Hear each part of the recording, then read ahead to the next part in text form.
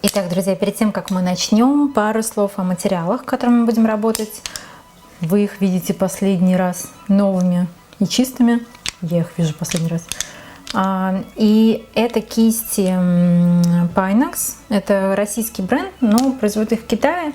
Но не суть важно, они бюджетные и на самом деле отличного качества. Я очень люблю щетину, предпочитаю именно щетину плоскую, потому что такой вид кисти подходит для любых материалов, для любых нужд.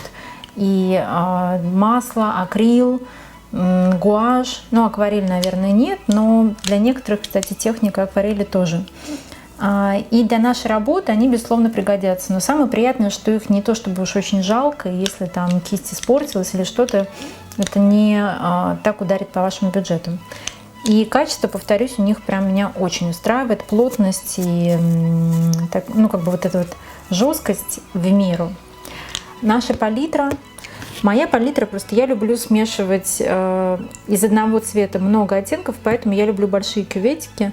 Но какая у вас есть, в принципе, не суть важно. Можно хоть лист бумаги использовать. Далее, важный момент. У меня простая гуашь гамма. Вот просто как из детства.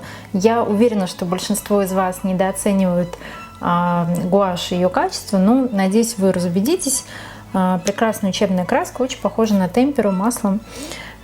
И вам точно понадобится вот такая вот банка белил отдельно, потому что белила гуашь используются моментально, они нужны для всего, поэтому вот прям приобретите себе сразу такую баночку. Ну что, оружие к бою, начинаем.